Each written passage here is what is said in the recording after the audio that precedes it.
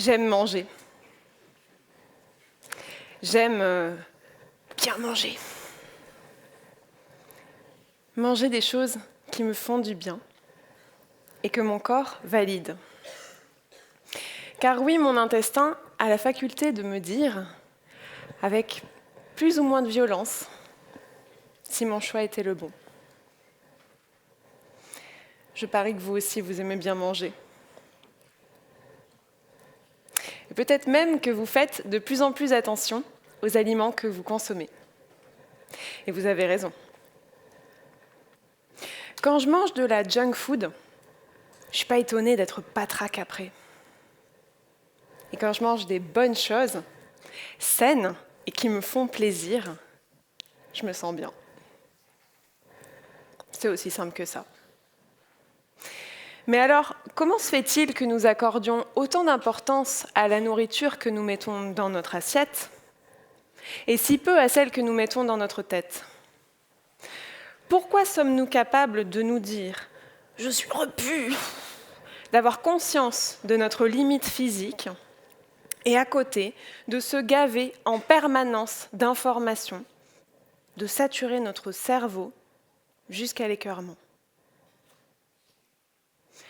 Sur mon blog, La Révolution des Tortues, j'ai eu jusqu'à 80 000 visiteurs par mois qui venaient se nourrir d'articles. 80 000 visiteurs qui consommaient de l'information sur l'écologie et sur le lien à soi. J'écrivais et j'écris encore pour éclairer, sensibiliser, faire bouger les consciences. Dire aux autres ce que je me dis à moi-même. Oui, c'est la merde.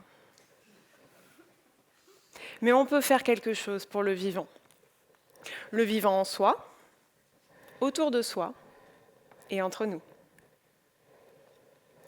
Et pour relayer mes articles, j'ai fait ce que toute bonne blogueuse ferait. J'ai créé un compte Facebook, Instagram, Twitter, LinkedIn, YouTube, Pinterest. Bon, quand même pas TikTok, hein, faut pas déconner. Et de mes 17 à mes 30 ans, j'ai été véritablement addict aux réseaux sociaux. Toute la journée, toutes les 10 minutes, j'allais sur Facebook. Je prenais mon téléphone pour manger des snacks de contenu en mode pilote automatique. Oh, une notification. Climat. Le GIEC plus alarmiste que jamais. Échec des notifications. Échec des négociations à la COP 15. Oh, quelqu'un a aimé votre publication. Sophie a brunché en terrasse. Oh, un chat qui fait de la trompette avec sa queue. C'est trop mignon.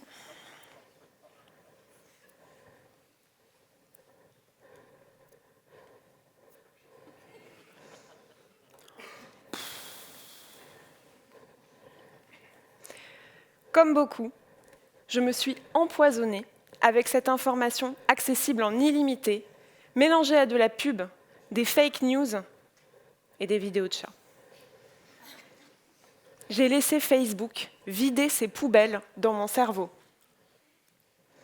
À la caisse du supermarché, dans la salle d'attente du médecin, dans l'ascenseur, à table, aux toilettes, partout, je scrollais les réseaux. Je n'avais plus 1 cm² de disponibilité mentale. En surchargeant mon cerveau, j'ai alimenté mon anxiété et mon stress. Croyez-moi, j'avais pas besoin de ça.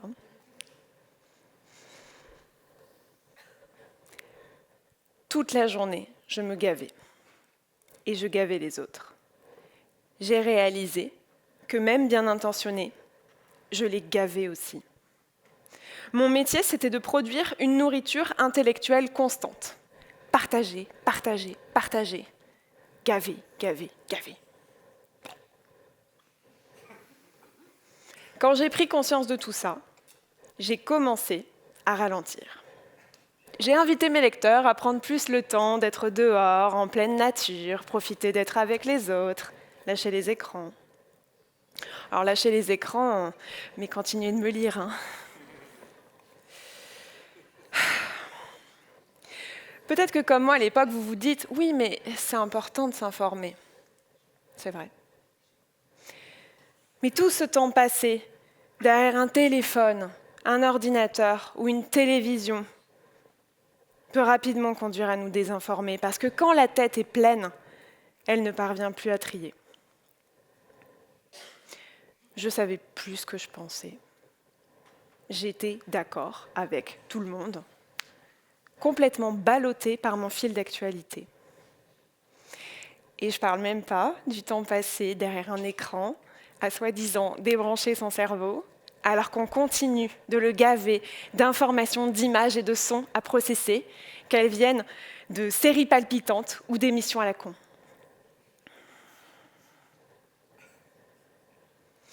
Et puis un jour, j'en ai eu marre. Un jour, j'ai quitté les réseaux.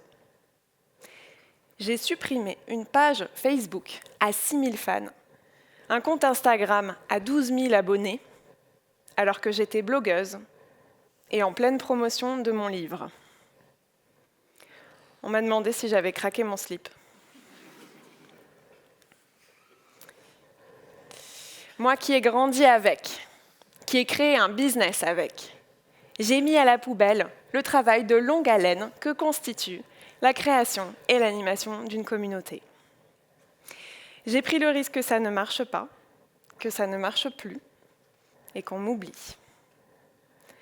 Par conscience.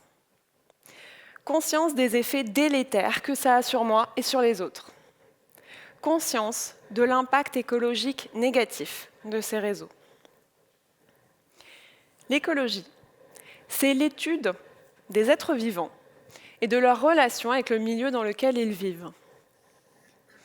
Pour moi, c'est la recherche d'harmonie et d'équilibre. Un monde où chacun y trouve son compte. Nous en sommes loin.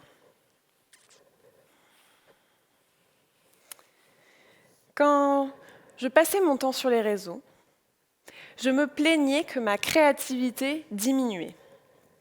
Pourtant, je voulais écrire et je cherchais par tous les moyens l'info, la source d'inspiration, la vérité, la vraie, mais rien ne venait. J'étais à la fois vide et saturée. C'est très perturbant comme sensation.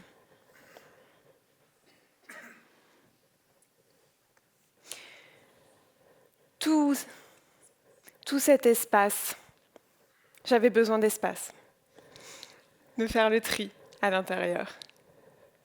C'était vital.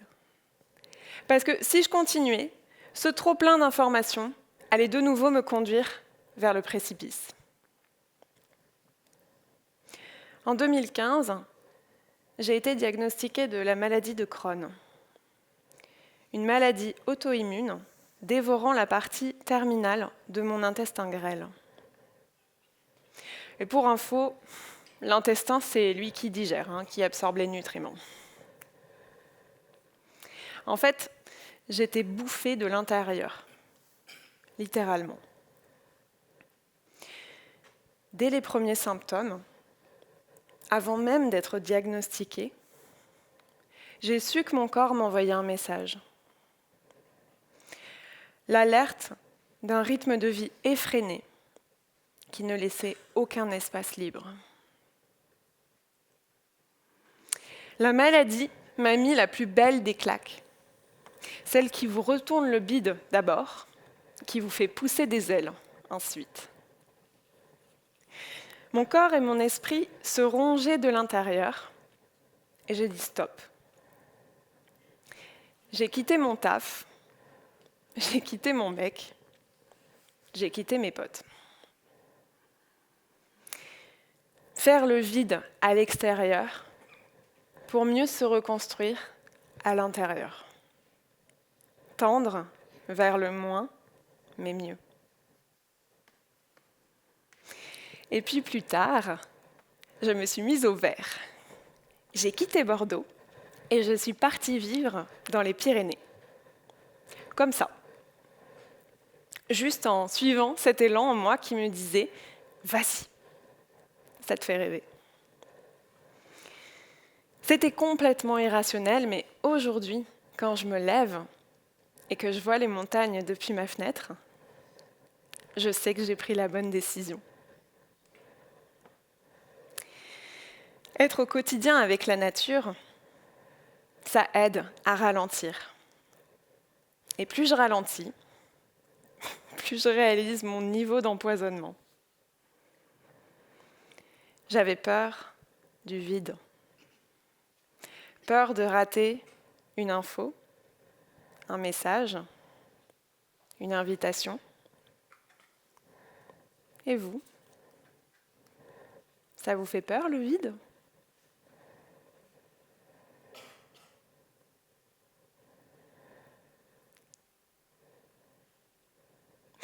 Pour m'aider, je me suis fixé des règles. Pas de réseau pendant une semaine. Puis pas de téléphone pendant les balades. Consulter ma messagerie à heure fixe. Installer une extension qui bloque le fil d'actualité. Je pensais que ce serait difficile. Je pensais que ça allait me manquer. Puis en fait, pas du tout.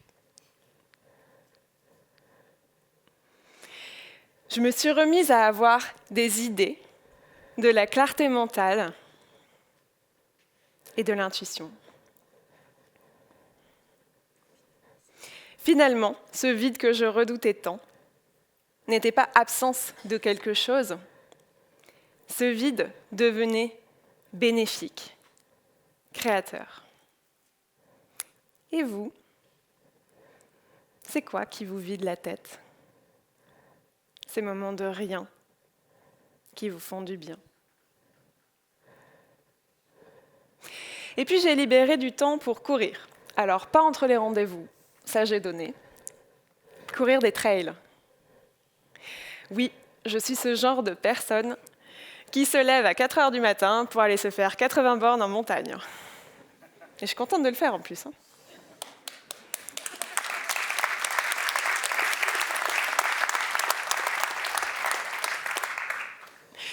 Courir, c'est comme une méditation pour moi, car rien ne vient me polluer l'esprit. Autoriser ce vide, ça me confronte à l'ennui, à la peur, mais aussi à la légèreté, à la simplicité, à la sérénité. J'ai plus d'espace pour ce qui est. En étant plus alignée, j'observe avec plus de clarté ce qui m'entoure et je constate que pour la planète aussi, on est dans le trop, le gavage, tout le temps. On ignore ses besoins, on excède ses limites. On court tout le temps, après toujours plus, sans voir que ce trop nous mène à notre perte. C'est vrai, ça fait peur de réduire. Jamais dans les pubs on nous parle de réduction. Enfin si, mais quand c'est un argument pour vendre plus. Réduire, c'est choisir. Choisir en conscience ce qui est bon pour nous, ce qui est bon pour le vivant. Aujourd'hui, je ne sauve pas le monde, mais j'agis plus qu'avant, et de façon concrète. J'aide mes voisins, je jardine, je participe à des projets collectifs dans un tiers-lieu. Une action, même petite, aura toujours plus d'impact que de m'informer en scrollant et en faisant des crises d'angoisse sur mon canapé. Bon, parfois je rechute. Je me prends en flagrant délit de remplissage et j'en rigole. Je sais que je progresse. Je connais la limite à ne plus dépasser.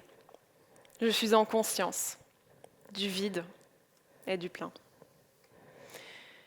Et vous, quand est-ce que vous êtes dans le plein, le trop plein, la limite ?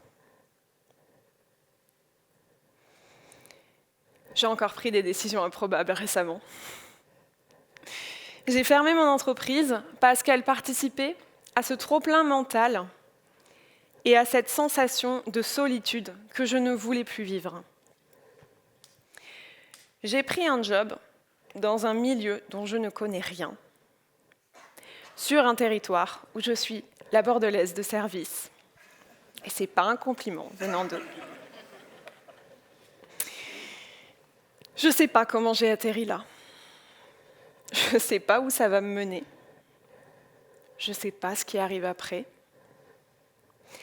Tout ce que je sais, c'est que si j'arrête de vouloir remplir les espaces vides avec des réponses, des certitudes, des garanties sur l'avenir,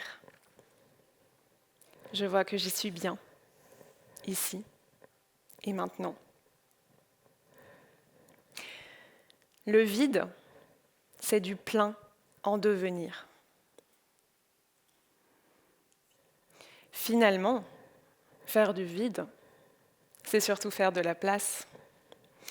De la place pour se rendre compte que la vie n'a pas besoin d'être optimisée pour être remplie de joie, remplie de surprises, remplie d'opportunités à saisir et remplie de belles rencontres, comme celle que vous m'offrez ce soir. Celui qui accepte son vide remplit sa vie. Merci.